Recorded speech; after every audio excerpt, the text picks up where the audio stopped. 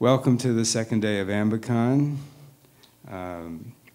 This morning we're going to start with a talk on the history and the odyssey of ambient music in the 20th and 21st centuries by Mark Prendergast, who has come all the way from London. And as you may have learned from the promotion we did for the event, Mark literally wrote the book on ambient. It's called The Ambient Century. We've got 50 copies from the publisher for sale in the Santa Rosa room. And if you have any interest in this music, it will expand your mind, if not blow it. Okay. Yeah. So Mark is actually Irish, which surprised me because he sounds like an Englishman. But he grew up in Ireland and went to Trinity College, Dublin, where he studied economics. Isn't that a good way to prepare yourself for a career writing about music? And like many of the musicians who we've heard from during this conference, Mark sort of followed his inner promptings. He wrote the first book on Irish rock in the 1980s. Yes, and because of the attention that book attracted, he basically was a really serious listener with a really open mind for new sounds and new music and creative approaches to music. And one thing led to another, and he was invited to move to London, and he worked as a music writer for publications there, and eventually was approached. I'm making a very long story short, but bear in mind this was in the 1980s, 90s, and 2000s, which was one of the most hyper-creative periods in the history of music, and certainly in English music. So it was a great time to be there. And Mark took full advantage of that. He's somebody who listens hard and thinks deeply about music, and I'm very pleased to have him here to talk about the odyssey of ambient music. Mark Prendergast.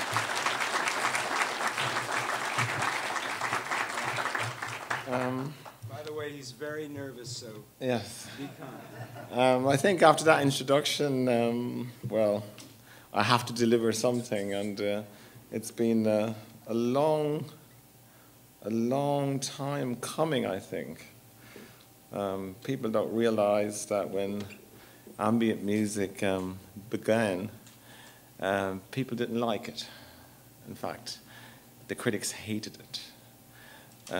When Brian Eno released Music for Airports in 1978, all the reviews were negative. They said in one publication, I think it was the Rolling Stone, that Brian Eno wants the public to be inured to their death with this horrendous canned music that he's forcing on us. I remember he came to London in 1985, and he was then doing installations in galleries, and he had a press conference, and there were press people from all over the world, and one person from Australia said, "Well, Brian, why don't you make some music for hospitals so we can just die listening to your rubbish?" And that was the attitude. I mean, he was very upset. I mean, that people think that Brian is a person who is insensitive to criticism, but no, he actually takes criticism very seriously, and he felt that he should give up music and just do art gallery installations, which he did for a long time. And thankfully, in the 1990s, he came back to ambient with records like Neroli. And then recently, I don't know whether you've heard his new album. It's absolutely fantastic. It's a 1 hour of long ambient pieces 4 called Luxa, which is light. So he's back making it. So I think, without further ado, we begin the first track.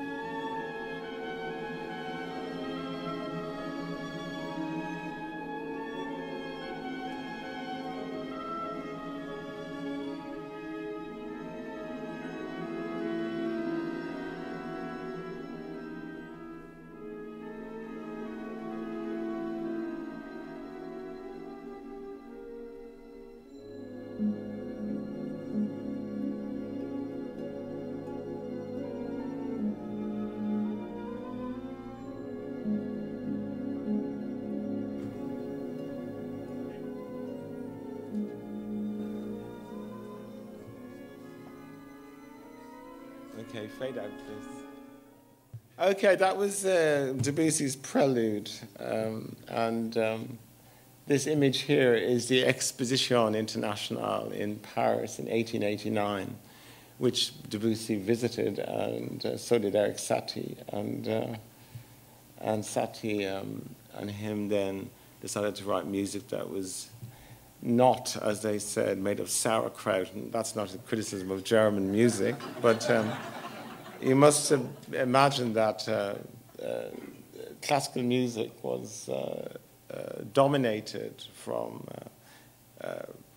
a long time before, the 17th century, by Bach, Handel, and then there was Haydn, and then Mozart, and then possibly the greatest composer in the history of the world, Beethoven. And then after that, of course, Richard Wagner and Bruckner and Mahler. And you have to put yourself in the 19th century, if anyone's ever seen any very early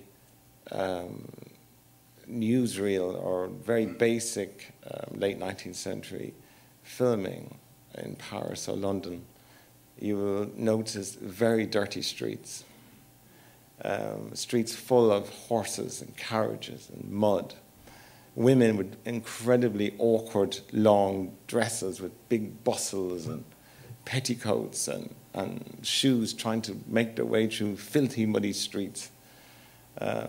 Overpopulated cities full of poverty, grime, smog, and noise. I mean, people nowadays think that we live in a noisy time, but nothing compared to the noise of the late 19th century.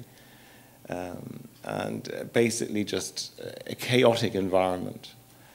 In those days, the composer was a huge figure. He was courted by kings, princes. He wrote music for the aristocracy, basically, the elites of Russia, of France, of England, and later on, when America became a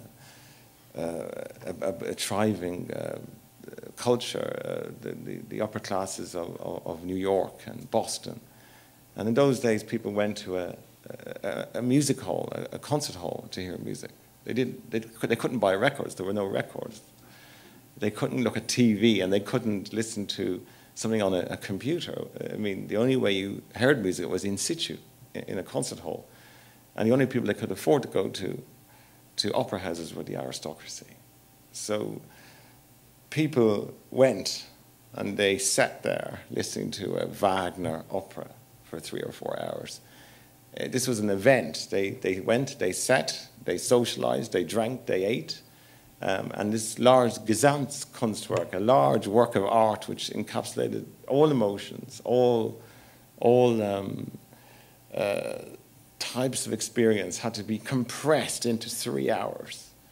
And of course, there were popular versions of operas that were then played by street players and then heard in taverns. But in general, classical music and music was the privy of the elite. So Satie and Debussy go to something like this, and they see music from all over the world. They see Indian music, they see Turkish music, they see African music. And then they talk together. They are friends. They start saying, well, let's have a different kind of music. Let's have something that's got pentatonic scales. Let's have something which's got easier melodies. Let's have something shorter. Not these long, really, for some people, boring operas, but let's have something that we can sit down and listen to and then walk away from. And Eric Satie then decided, well, let's have music that is shorter than Debussy's. That was about 17, 18 minutes. Let's have something like this.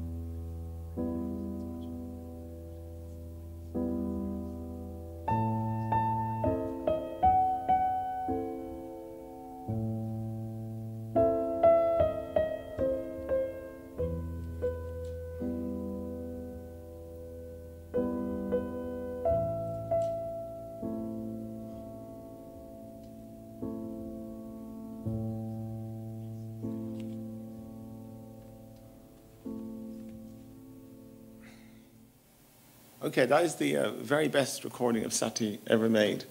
That was made by a Belgian pianist and conductor called Reinbert Deleu in 1977 for Philips, and I heartily recommend the recording. In fact, every track that will be played today is going to be on the Ambient Century website when I get back in its source. But that is played très lentement, incredibly slowly. Most pianists can't play that slowly. Now, that was actually written directly after the Exposition, and it's one of the 6 Gnossienne, and it's considered to be possibly the finest piece of ambient music in the history of the world. Now, Debussy and Satie were friends. Most people don't know this, and there they are together. It's quite interesting to look at the two men. You can see that Debussy idolizes Satie. And you can also see from the twinkle in Satie's eye that he knows he is the person to follow, even though Debussy was a more successful composer and a richer man to start with. And Satie was the rebel. He was the guy. Oh, sorry, I didn't realize. So he was the rebel, and he was the guy who was kicked out of the conservatory, Satie was. Debussy was the guy who was the really big, successful French composer. But looking at that photograph, I think it shows a great respect between the two men. Satie would go on to talk about music as utility. Now, this is a subject which many people have criticized me for not actually defining ambient music. The reason why I never defined it in a very limited way was because then people would say, this is not ambient music, this is ambient music, and it would become like a way of criticizing the music. But certainly, Satie went out of his way to try and put a definition on ambient music. And he tried to call it music that you had on when you were having dinner, so that when people ran out of conversation and have something to listen to, or when there was a ballet, when there was a break in the ballet, there'd be something in the background. Now, at one stage he came up with a definition of ambient music. The word ambient didn't exist then, but he called it furniture music. No, this is serious. This is not a joke. And he said, furniture music is a music of utility.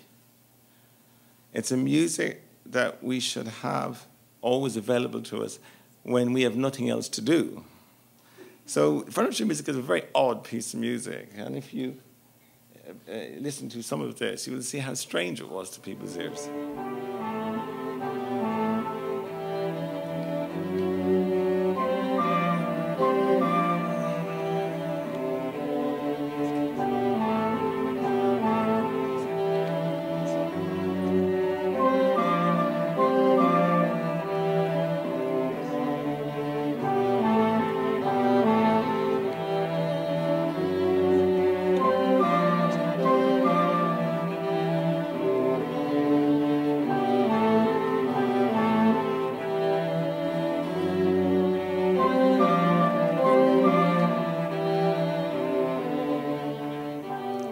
That just goes looping over and over. Now, in 1917, imagine that, someone presenting that at some...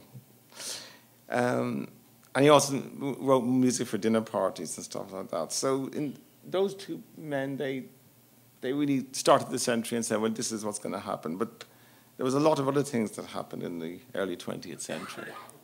One thing that people nowadays can't really grasp, that before a certain time, when the Eiffel Tower was built, that was like, rocket science then. That was like NASA, man landing on the moon. That was like the biggest thing ever seen, because most people didn't know what the Earth looked like from on high. There were balloons, but the vast majority of people, I remember 34 million people went to that exposition in 1889.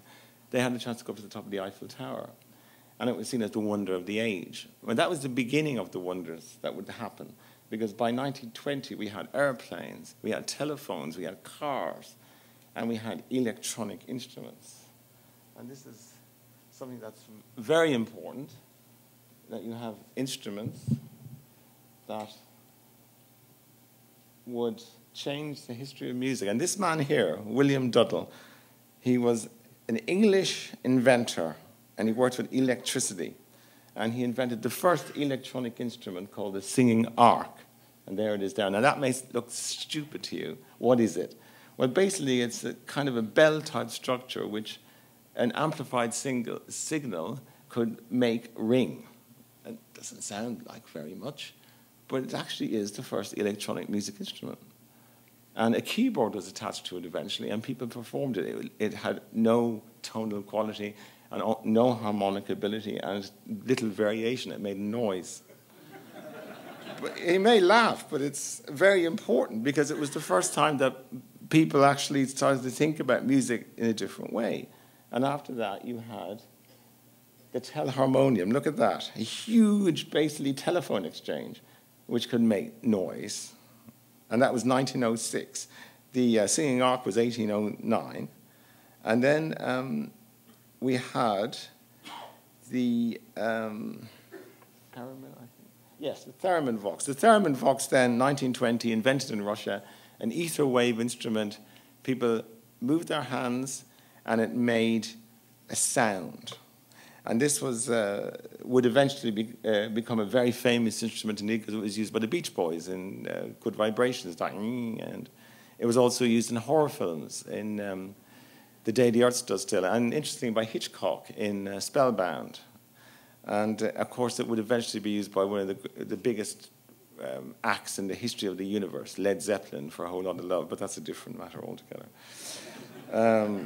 So another instrument which people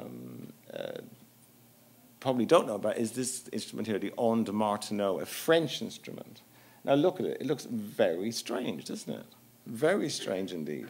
And if the onde Martenot was invented in 1928, but will go on to be used a lot in classical music. And as the next track here you will hear by Olivier Messiaen. And that sound is the onde Martenot.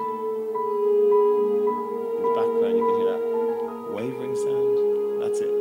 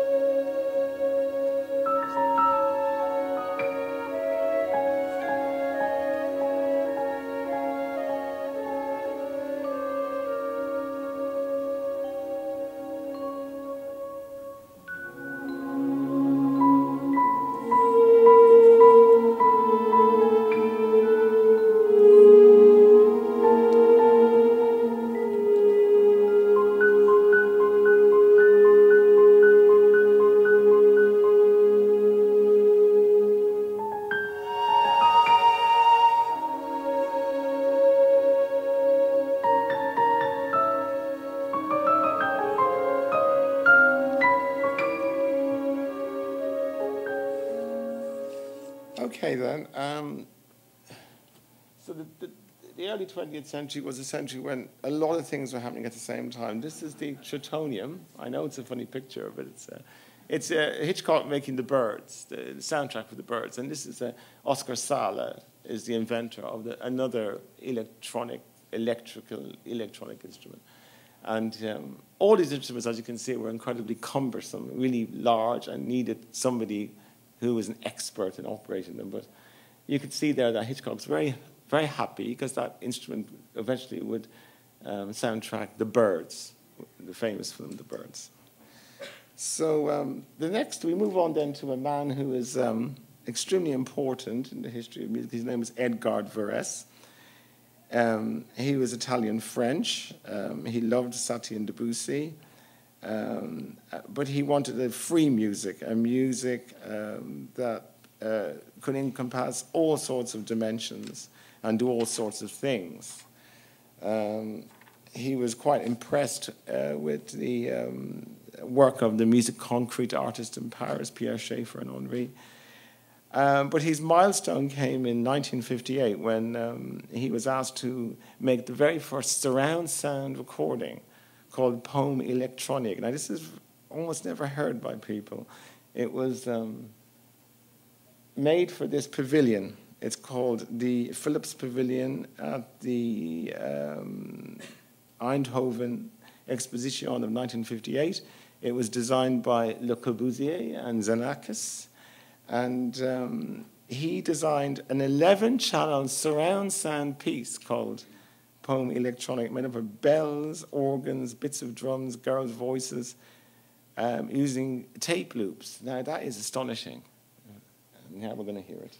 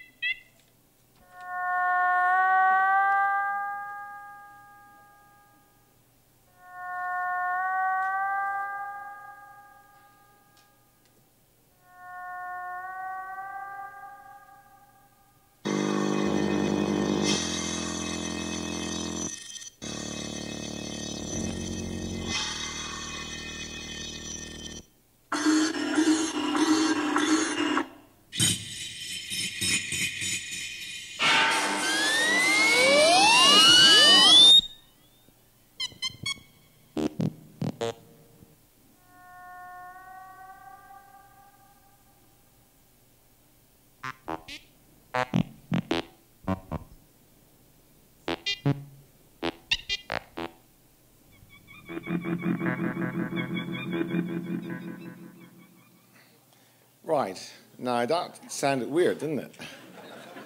That sounded, and it's quite astonishing that that piece of music is incredibly hard to listen to now because you can't get it anywhere. And it's considered to be too difficult to listen to. But the idea behind it, to have a surround sound multi-channel mix in the mid-1950s and installed in something as weird-looking as that, says that what we have today is not so radical, not so innovative. It actually is part of something. And I remember one day working in a record shop in Dublin, which I did, and when I used to walk home on the Sundays through the streets of Dublin 5 miles, because I like to walk, and with all the music I'd heard all day in my ear. And I remember coming back one day in the early 1980s, and I turned on Radio 3 because I like listening to classical music, and there was this strange voice on, very soft, very calm.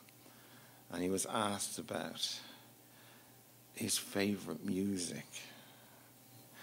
And he said, I don't have any music in my home. I never listen to records. In fact, I never listen to any music.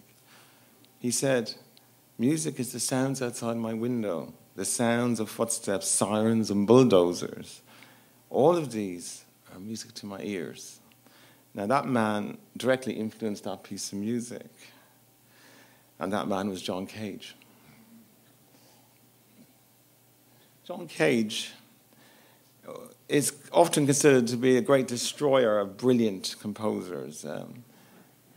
Terry Riley told me once that he thought that John Cage destroyed a whole generation because he encouraged people to make rubbish. I think that that perception is a little bit limited. Because in 1937, Cage gave lectures in the USA saying that there was a new future for music and it would be with electrical things. So in the 1930s, he developed a prepared piano.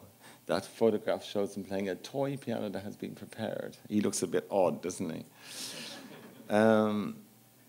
He inspired people like Boulez, Stockhausen, Lamont Young, David Tudor, The Velvet Underground, Brian Eno, almost everybody.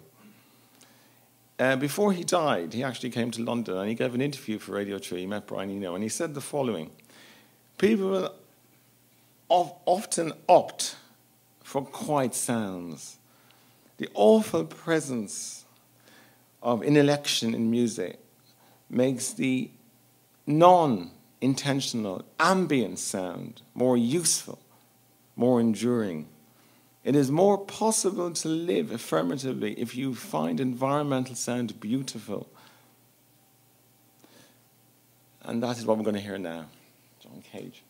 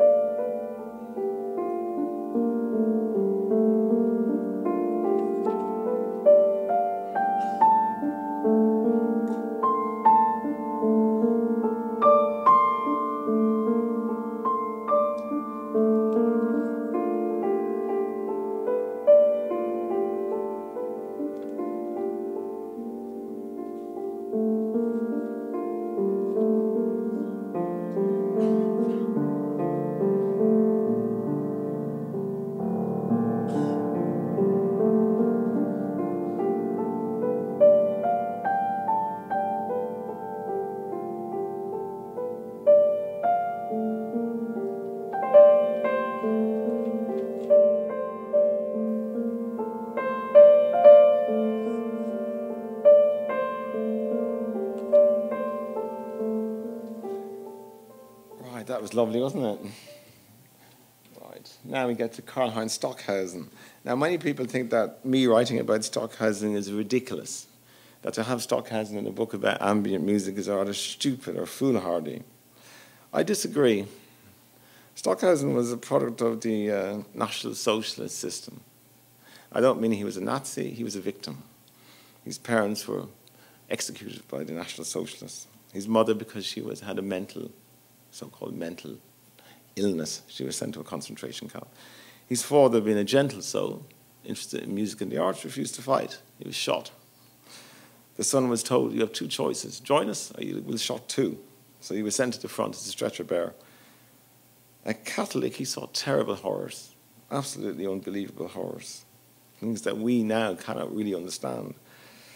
And afterwards, being a musician, he started to travel with a traveling circus in Germany, entertaining the GIs. He started playing jazz, ragtime, blues. He read philosophy. Eventually, after the war, he was seen by the Americans to be an extremely brilliant young man and was given a scholarship to go to Cologne University and study composition. In 1950, he wrote a piece of music which I think is incredibly interesting. It's called Choral. People say that Stockhausen's music is unlistenable, but when you hear this, you realize that he was interested in a kind of a silence in music, something that could open up music, lengthy silences, cadences, and volume.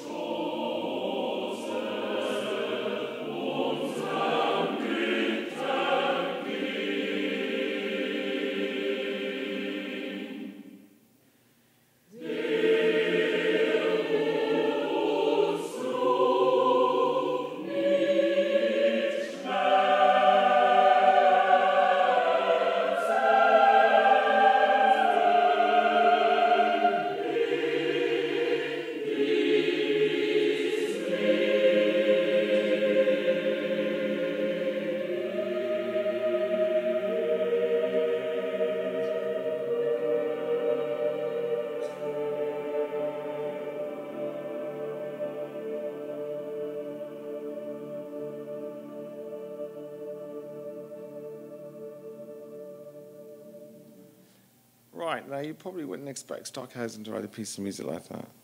There's something in that music which is incredibly powerful. What's in it is someone who's seen terrible things but feels that something can go beyond or transcend the horror of war and the bleakness of his upbringing.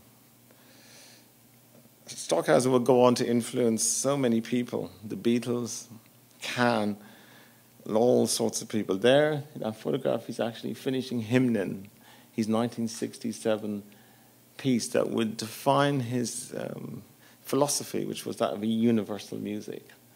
He was one of the first white composers in Western culture to say that we need a universal music of all peoples and all cultures. And as a human being, I met him. He was an inspiration for this book and for the 20th century. And those who criticize him don't know him. Now, the response to the 20th century in composition would be minimalism. Minimalism was, according to Terry Riley, Philip Glass, Harold Budd, Steve Reich, all told me the same story. They said, this man was the reason why they made minimal music. Arnold Schoenberg. Schoenberg was the inventor of the 12-tone system. He was also a Jew. He also left Austria, escaped, and was given a job in UCLA. Even Irving Thalberg asked him to work with him. Schoenberg said, I will not work with any film producer unless I control the actors, the script, the lighting, the music. I direct the film, write everything. They said, goodbye. As you can see, he was a man who was very, very sure of himself, very confident that he knew everything and nobody else knew anything. And so the minimalists decided enough was enough. They had enough of this strictured way of writing and they wanted to do something else. And this is the first great minimalist composition in history.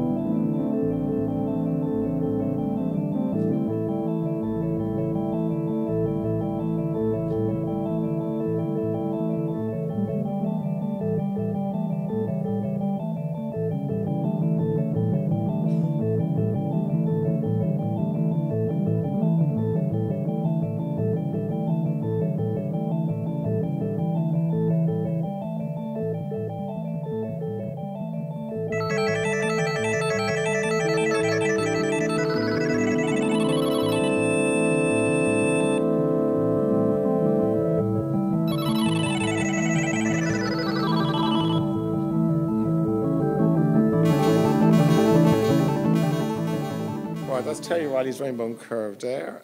I think, since I'm speaking to a mostly American audience, I think for me to stand here and give you a lecture about your own music is stupid. American minimal music is really, really famous the world over. People like Steve Reich, who is there in a happy mode for a change, and Philip Glass are world famous. Their music is ubiquitous. This piece is from 1982. It's from Glassworks. It actually is one of the most important pieces of minimalism because it actually went mainstream all over the world. All kinds of people heard it. And I think it's very good. And this is the last song in this section. And when it's finished, I'll invite questions from the audience for 10 minutes.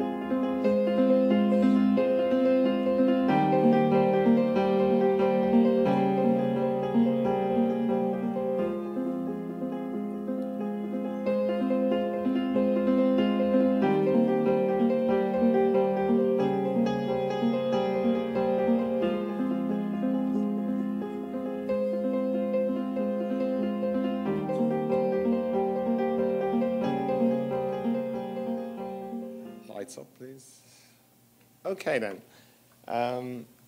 The reason why I'm asking people to ask questions now, because that short and a very short synopsis of 20th century composition, it kind of ends there, because the next part of this will look at different things than composition, and we'll look at composition made by non-classical music and made by accident. So this music is all very formal. So if anyone has any questions about what I've said, yes, this man over here. Thank you, Mark. I found it fascinating that you started with the German composers of classical music and their dominance. Yes. And then in the late 1970s and in the 1980s, all of a sudden you have Can, Cluster, Rodelius, all of these. They became the dominant force in ambient. What was the environment that caused them? I haven't touched on those yet. We will be touching on that in the next section, but I'll answer your question. It's because of Stockhausen. Stockhausen had these courses in Darmstadt and in Cologne that were funded by the American government. And the whole idea was that German youth could get an education in new ideas in composition. Basically, it was a kind of very clever expunging of the old major classical figures like Bruckner, like Wagner, like even Mahler, and pointing young German youth in a different direction that was actually coming from America, because Stockhausen, of course, was quite au fait with John Cage. They were friends, au fait with the minimalists and stuff. And so Stockhausen's courses produced people like Kahn, who were all students of his. Does that answer your question? Anybody else? Yeah. Yes. I have a question about a photo that you showed earlier, the one with Alfred Hitchcock in the frame. To my memory, there is no actual music in that movie, and I'm remembering now that they used the bird sounds as the score, as it were. What did that thing do? Is that an actual, like a very old, cumbersome sampler kind of thing? They would run bird sounds through it? It was, no, it was something that Sala could actually program, and he then, by a lot of filters and a lot of knobs and wires, etc., and electricity and keyboard, it took an enormous amount of effort to make a sound out of it. And Hitchcock liked these high-pitched squeaking sounds. And so those were the things that it produced the best, and that's what all he used it for. So they weren't actual bird recordings? No. No, they were synthesized sounds, yes. Yes, this man here? I don't really have a question, but a comment. You started talking about how that reporter insulted Brian Eno about going to the hospital to die to his music. But I remember reading, you probably know this, I think maybe last year in The Guardian or something, that in fact Eno has done some sound installations for hospital waiting rooms, surgical waiting rooms, and, you know, these places that are filled with anxiety and morbidity. Yes, the whole idea was to reduce anxiety. Fear. And the people who go there and wait, they love it. And the doctors say this is fantastic. So in fact, you know, the problem with having kind of mood music to enhance an environment is that when someone goes to hospital or goes to look for a job or sitting in an airport, I think in a lot of ways the last thing you want to do is have to be put into a kind of meditative or a trance-like state, because you're going to be very anxious. So the idea was also part of mood-enhancing music and Muzak and all. It was an idea. It's still used. I mean, you go into a mall, as you call it, a mall. We call it a shopping center, and there's piped music.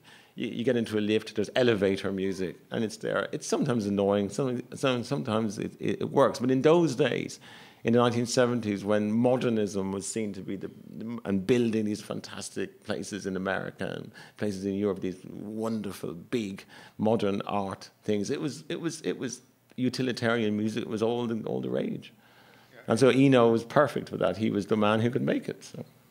Yeah, it reminds me, you know, if you're in an elevator or in a mall, you can escape the music if you don't like it, or you can try to ignore it. Yes. But I was recently in a haircut place with my children, and the terrible music is overhead. And if you talk to any of the staff, the cutters. They say, oh, it's awful. We have to listen to it all day long, and it's always the same. It drives us mad. I mean, you'd think this wouldn't be useful for your business. Well, there are worse situations. You know, when you're ringing up your bank and you're put on hold for half an hour and you're listening to this awful music, and it's always a really distorted, bad recording of Prince or Michael Jackson. And you know you can't hear. You want to put the phone down, but of course you're waiting because you've got a check coming in, or you want to transfer money, and you're afraid you're going to have to do it all over again. Anyway, last question. Just to that point, I just spent 4 hours on hold with Microsoft tech support, and it was all this modern Gymnopedia stuff. Literally the Gymnopedia. Not like the one I played, but like a canned version. Yeah. Oh. Well, last question, please, because we have a lot of ground to cover. Are you familiar with the music of Conlon and Caro? No, I'm not. I'm always. Oh my goodness! Anybody here? Yes. Oh, he should be in this crowd. He should be in this. What's his name? Conlon Nancaro. Oh, Conlon Nancaro, of course. Yeah, Oh, I didn't.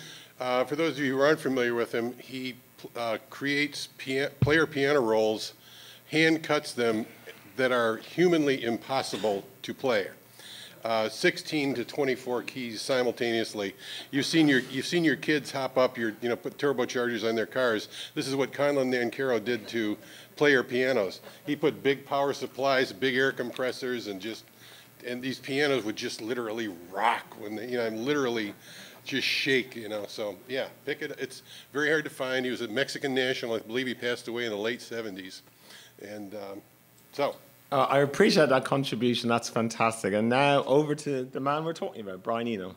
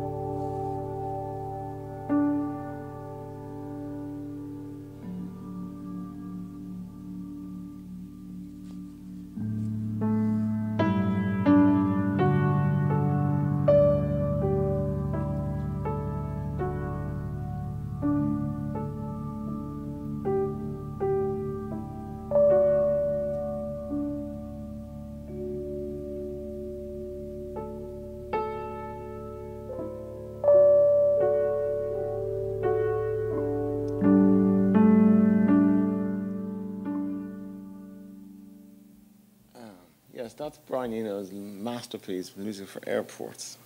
Music for Airports was recorded in London in early 1978 with Robert Wyatt from the Soft Machine. That was him playing the piano. That's not Brian Eno, that's Robert Wyatt playing the piano. And he used an ARP synthesizer and a Wurlitzer piano to enhance the sound. He swayed it in reverb. And basically, he put himself and a couple of musicians in different studios in Basing Street in London, Island Studios, and got them to play. He recorded each musician separately on tape. He got the tapes. He stretched out the tapes in his apartment in London and cut them at random. This is amazing. He cut them at random. Then he looped them and mixed them together, and that was the result. Absolutely incredible. And that's the man himself after Music for Airports. After it's an amazing success, his biggest selling record, sold hundreds of thousands of copies on release, he left England and he went to New York. And that's him in New York just after the release of Music for Airports, and he's starting to make his new concepts of video, where he's actually putting the TV on its side and he's actually recording what's outside. It may sound loopy to you, but this would then go on to provide the basis for his next Ambient Leap Thursday afternoon. We could talk for hours about Eno. We could talk about his influence, we could talk about his philosophy, his influence by all the people you saw in the first section. You could talk about his involvement with rock and everything, but no. Let's just talk about what he meant by what you just heard. He said in 1978, "Over the past 3 years, I have become interested in the use of music as ambience, and have come to believe that it is possible to produce material that can be used thus without it being in any way compromised. To create a distinction between my own experiments in this area and the products of the various purveyors of canned music, i.e. Muzak, I have begun to use the term ambient. Ambient music. An ambience is defined by myself as an atmosphere or surrounding influence, a tint.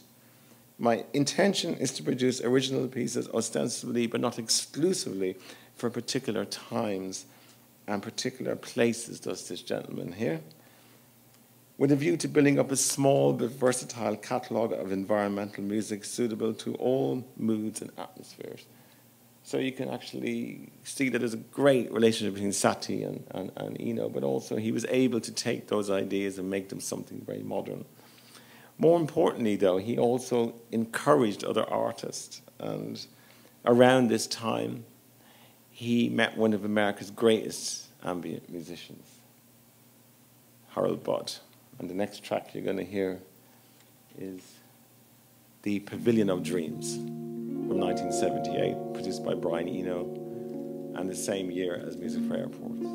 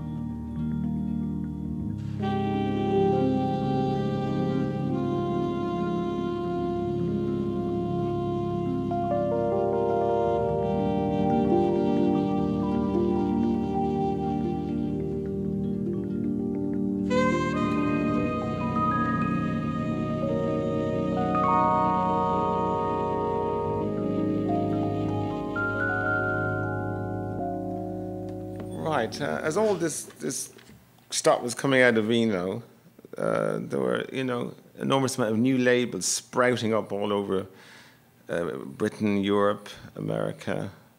Of course, ECM Records is a label that was founded by Manfred Eicher, the most beautiful sound next to silence, to make ostensibly jazz records that were incredibly well recorded. In America, you had Windham Hill, who followed the same philosophy. You had Pan East in the UK, Coda, Innovative Communications, people like Kitaro, Laraji, Saigon Ono, Michael Nyman, John Adams, you name it. All these people started making music that was similar in vein to what Eno and Harold Budd were making. But then something happened in Russia. New composers, and in Eastern Europe started to emerge, people like Heinrich Goretzky, and the next man, Arvo Pärt. Arvo Pärt was an Estonian, born in Tallinn, and his view on composition was that it would be spiritual. A composer that had been persecuted by the communist regime, a composer that stood upright and said, I will not make music you want me to, I will only make music that is inspired by my religious conviction. He was taken up by Manfred Eicher, brought to the West, and his work was recorded, and it became an absolute smash in Britain and Europe and America. And now you're going to hear a piece called Mirror Inside the Mirror, Spiegel im Spiegel, from 1995. Yeah.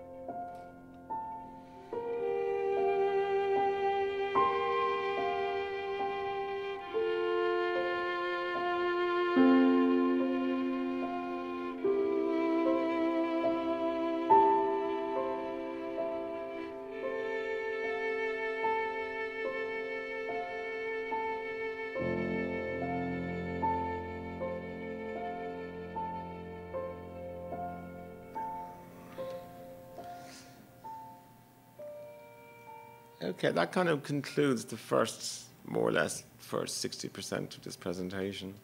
I think some of that music that I played still puts shivers up your spine. It's so beautiful, some of that stuff.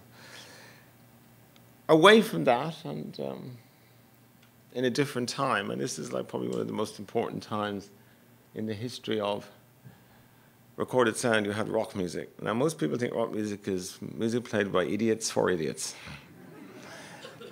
Roger Waters once said when he was on tour in America that Pink Floyd were about detail. They were also about being able to stand on stage and create their fantastic things while the audience listened. Well, when he started touring America, the audience didn't listen. In fact, the audience were very hostile. And the audience one day said, please play something, God, that we can shake our asses to. That's when Waters realized that Pink Floyd could not continue playing the kind of music they were playing in the 60s. But over here in America, there was a band, and there they are there, the Grateful Dead, who went beyond that. They were musicians who wanted to play modal scales. They wanted to play improvisation, and they wanted to play quiet music, not loud music, but like telepathic music, based on folk music, based on ethnic music, based on something different. It wasn't just about volume and effect. It was also about something else. And probably for the very first time here, we're going to hear the original composition of Dark Star. The version we all know was edited. But here you're going to hear how it was created for the very first time, probably. This is the band creating something in the moment, instant composition. During this, you will hear a band transform from one band into another on stage live. And it is something to hear. Okay, turn it up.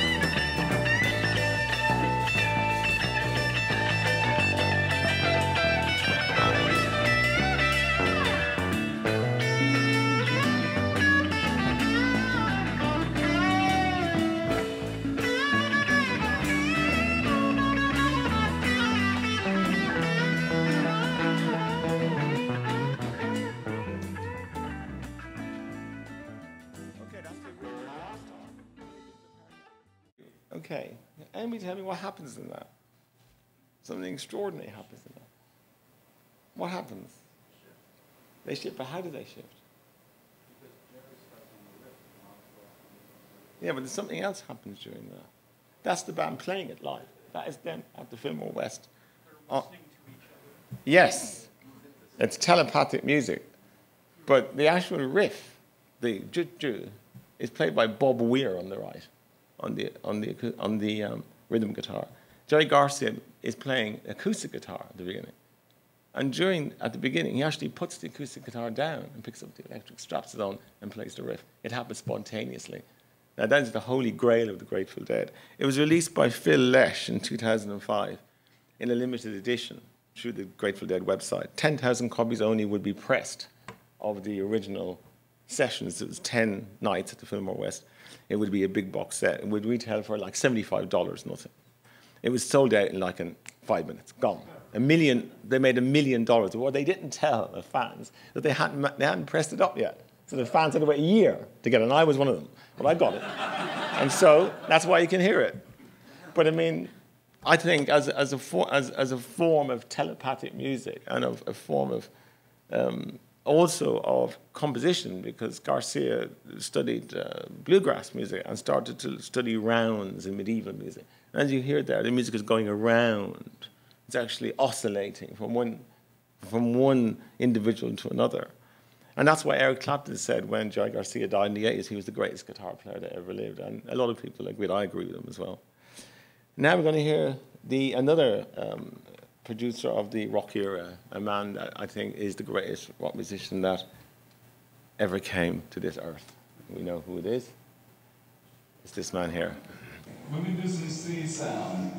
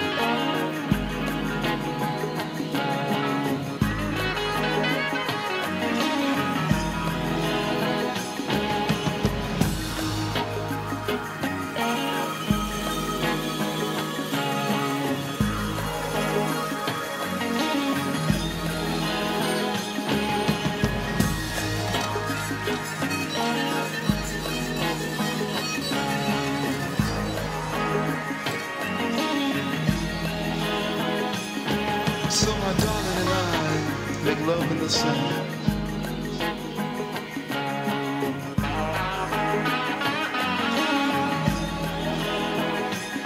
So my darling and I make love in the sand.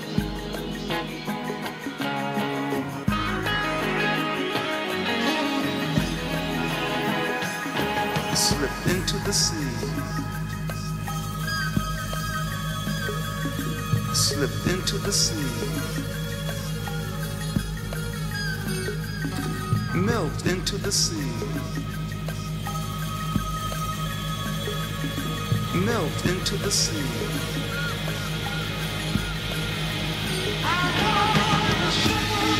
The sea.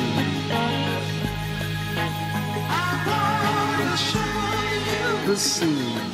Eventually. The sea.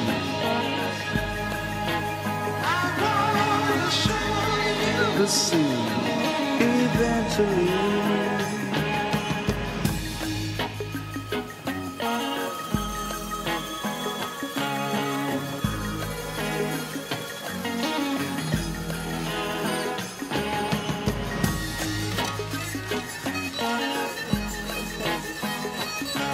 Yes, that was you can buy this on a record called Beautiful People. During the 1990s, a group of English DJs applied to the estate of Jimi Hendrix in the US with an idea to take all these most mellifluous passages and turn it into some kind of an ambient mix. And incredibly enough, they were given permission. And that was called The Sea eventually. And the album is called Beautiful People. If 60s were 90s, it's available on Amazon. It's fantastic. But most people would say that's heresy. You can hear Hey Baby, Landed in the New Rising Sun there, bits of Electric Ladyland, and that is an ambient mix because a lot of Hendrix's music is very heavy rock. So now I was going to play some Pink Floyd, but I think we know enough about Pink Floyd. So I showed you instruments earlier on, but some of these instruments were extremely important. This is the player piano. The player piano was basically invented in 1867, and it allowed composers and musicians to record their music directly onto these rolls here. You can see the roll above. Debussy was very, very fond of it. But it was the first idea to record music in some kind of quasi-digital fashion. In the 1930s in Russia, they strangely started to experiment with optical means of recording, optical means of recording sound. So they would get perforated rolls of paper and put them through a device like this, which is called a variophone, and they would produce music. This idea is really the idea of music being produced by machines, by other means than acoustic means. It would directly affect rock music, it would directly affect all minimal music and ambient music. Basically, eventually in the 1930s in Moscow, they had a lot of an advanced kind of machinery for recording with photoelectric cells. And this instrument here is the instrument on which the music of Andrei Tarkovsky's films was recorded on. I don't know if you're familiar with a man called Artemiev, but he was the soundtrack composer for Tarkovsky and Tarkovsky's films like Mirror, Stalker, and of course the most famous one, Solaris, were actually composed on this machinery. In the UK, the Hammond organ became the most popular instrument among rock musicians and people experimenting. As you can see, it was a bit old-fashioned, and had drawbars and stuff. This picture doesn't have the Leslie cabinet that came with it, a big cabinet which had a revolving speaker inside. And that speaker created a kind of wash of sound, a kind of a circulatory sound. And of course, I don't know if any of you are familiar with the album by Cream, Disraeli Gears. Well, Eric Clapton recorded that album in New York, but he put his Gibson SG through the cabinet of this Hammond, and that's what gives it that incredible sound, that weird psychedelic sound. This is now a Farfisa compact organ, Italian organ, made in the early 1960s. Actually, this is Rick Wright of Pink Floyd's organ. And that's the organ that actually created most of the sounds of the Pink Floyd albums. The next instrument in 1964, which was invented in the UK, was the mellotron, which is the first actually proper sampling instrument. It contained lots of wheels that you could put tape onto, that you recorded on a tape machine, and then you could trigger the actual tape's movement through the keys and also the sound through the various controls there. Now, outside this, in Europe, there were huge labs, and in America, places like Columbia, Princeton, Laboratory, Club d'Essai, WDR, all these were labs. But the problem with these places to make electronic music is that you had to have a white coat and a degree in physics. So along came a man who changed everything, and this man was called Robert Moog. And of course, Robert Moog is so famous, and his synthesizers are so ubiquitous in ambient music and Tangerine Dream, in the music of Jean-Michel Jarre, that, you know, I think you probably know more about it than I do. The next instrument, there's a Moog from '74. And there's a mini Moog. The next instrument is an ARP Odyssey, another American synthesizer, which is actually the synthesizer used by The Who on Who's Next and on Bab O'Reilly. And the theme music for CSI, you probably know that as well. This is the VCS3, which became synonymous with Eno and synonymous with Jean-Michel Jarre. And I think we should listen to the next track. There we go. And this is the VCS3 in Excelsis. That's another version of it.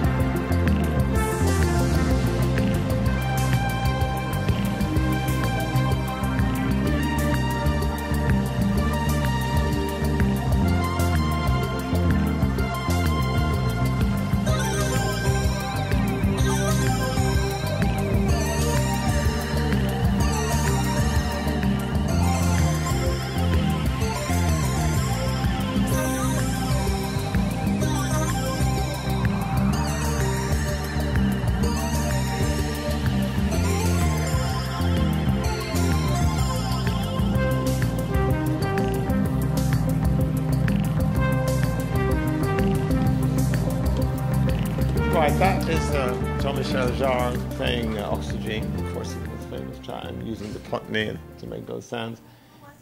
Jean-Michel Jarre, the French, he's the son of Maurice Jarre, the composer. But Jean-Michel Jarre is really big in Europe. He's really massive. He plays cities. He has city concerts where he'd play London or play Sydney or China or whatever, where he transformed the whole city into a massive light show, and he plays like a circular synthesizer with lights coming up and all this stuff.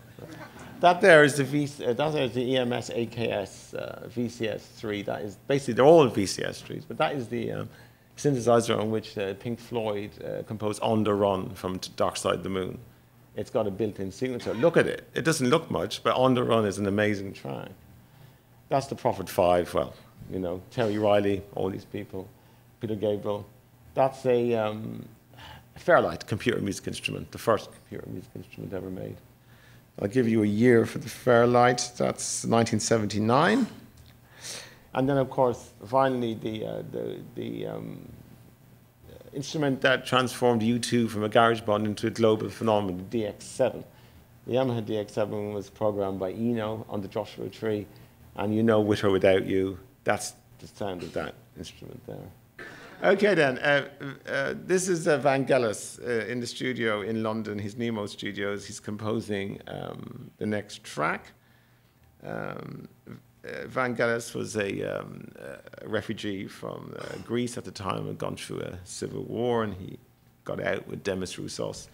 And they went and they built a studio in London, and he became one of the most successful soundtrack composers in the history of the world. He had just done Chariots of Fire, just won an Oscar, and he was approached by a man called Ridley Scott with an idea to make a soundtrack for a dark film about the future, which nobody said would be any good at all. In his studio, you can probably see he's got a Fender Rhodes Yamaha CS80, a load of keyboards. But he just stayed there for months composing what you're going to hear now and changed the history of music forever. This is Blade Runner.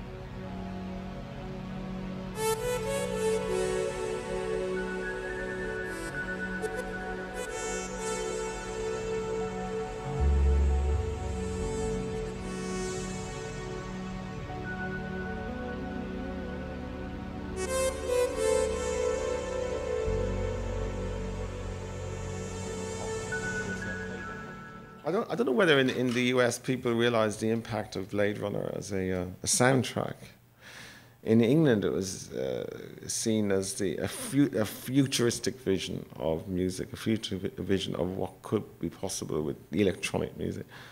And in America, of course, that vision was taken up by people in Detroit and Chicago to make a new form of music called techno music. A lot of techno music is loud, banging, fiercely unlistenable.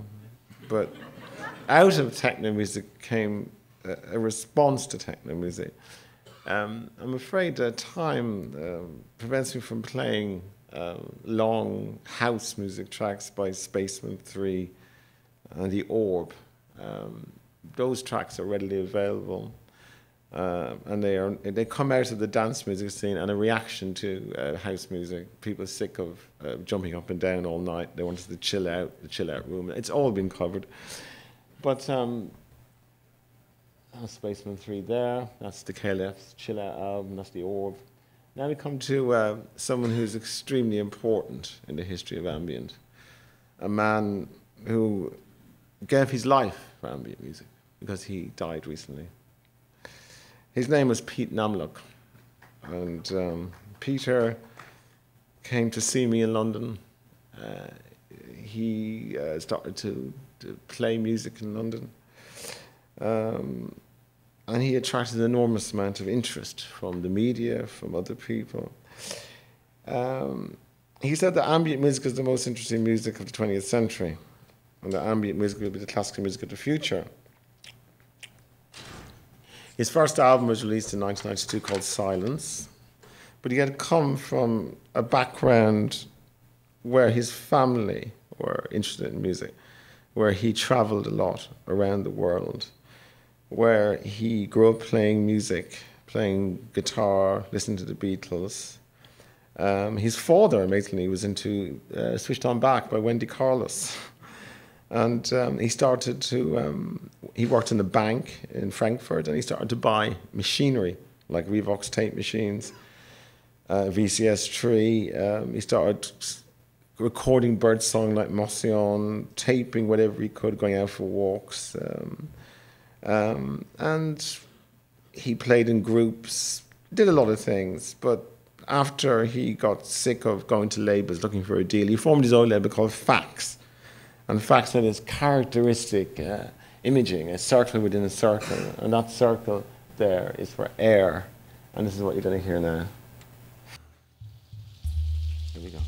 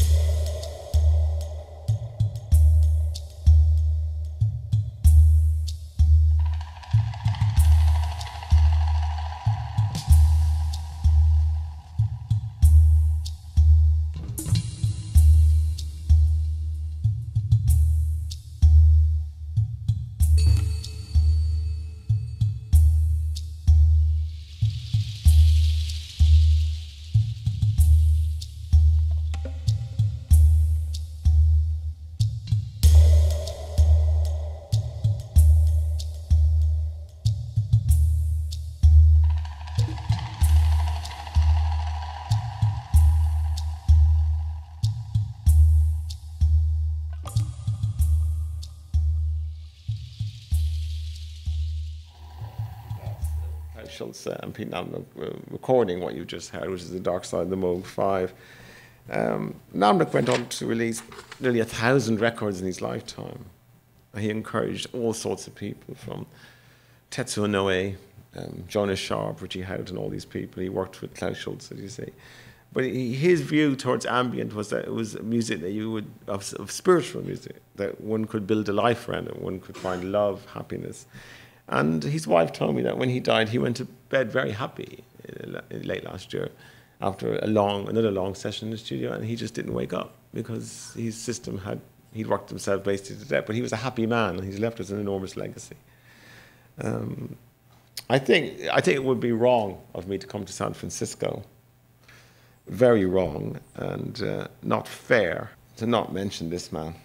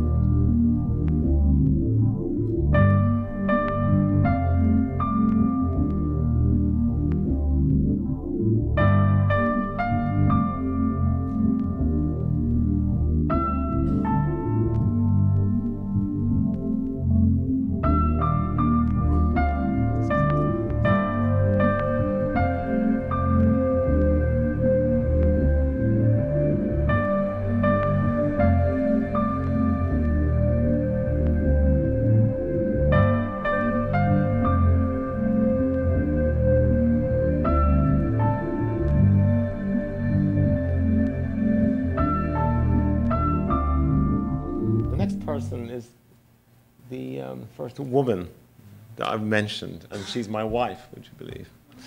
My wife, Jeannie. She's been a jazz musician in the UK for all her life. And strangely enough, she has worked with this man a lot, Robert Wyatt. And one day, a man called John Ty, there he's a group called MLO, approached my wife and Robert Wyatt with the idea of making an ambient mix of a track. And I thought, well, let's just hear it, a little bit of it.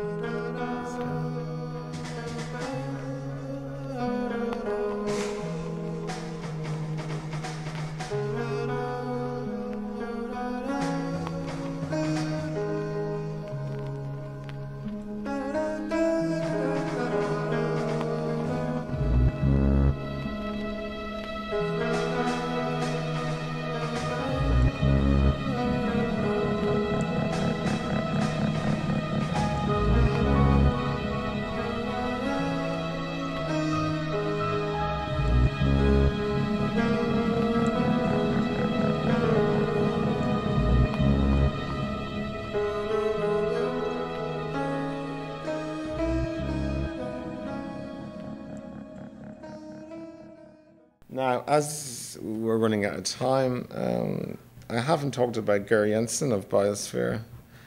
I think Ger is considered, I don't know if you would agree, he's considered, after Eno, now the greatest ambient musician alive.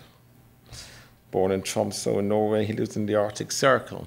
He spends all the dark hours, which are long, I think in 3 months of darkness, 3 months of semi-darkness, making his very odd music. Very surreal music. Of course, he came out of the techno scene, he worked in Belgium and stuff, but he started making some very interesting music in the early 90s. His first major record was Substrata, and that was on All Saints Records in London, which is basically one of Eno's relatives' labels, and that's coming out again soon.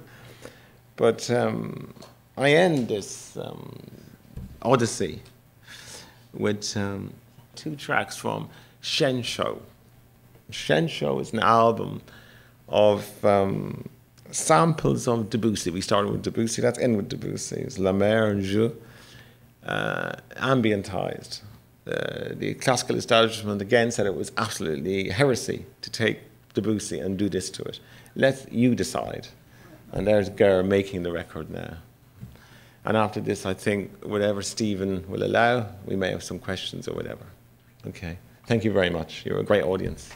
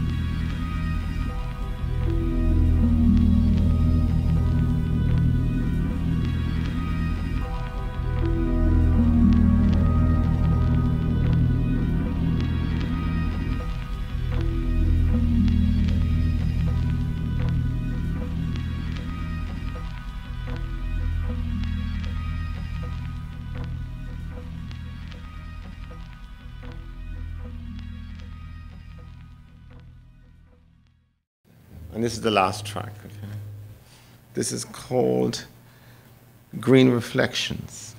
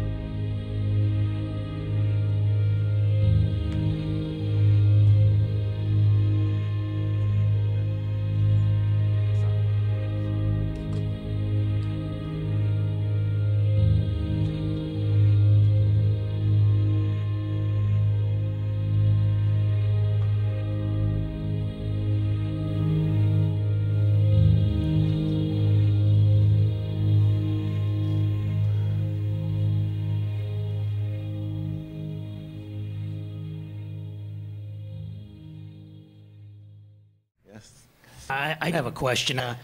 You know, Klaus Schulze was mentioned, but it wasn't really made clear about his influence on all this.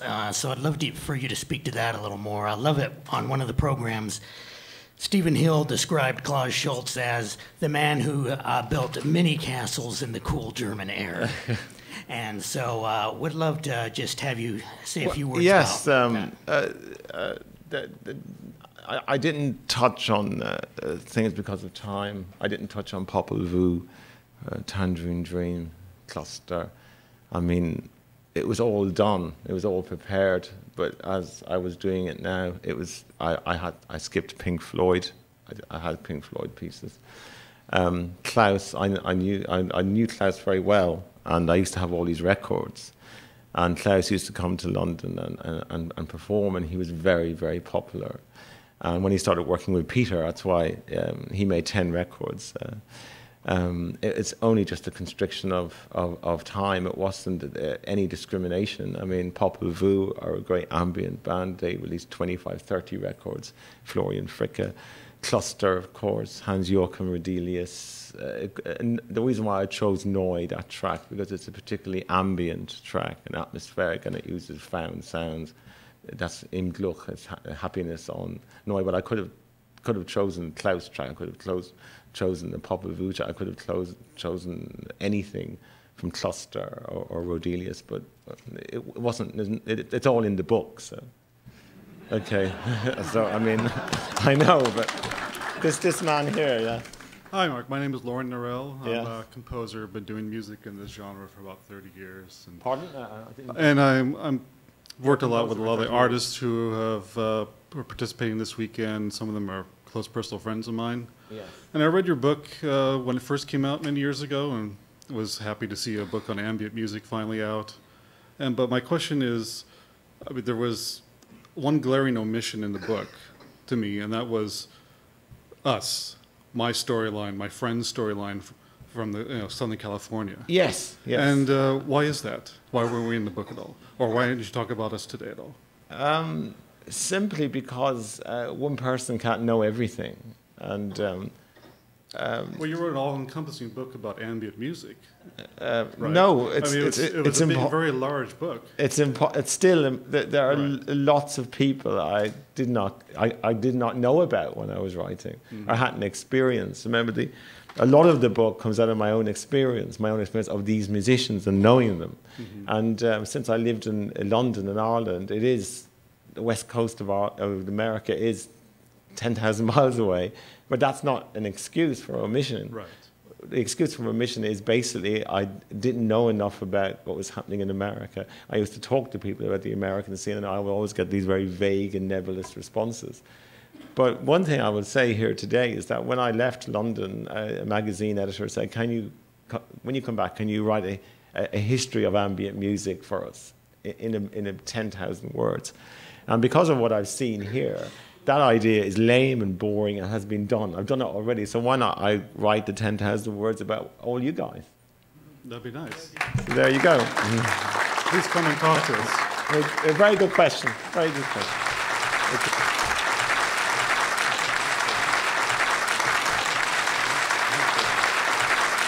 Let's have a hand for Mark.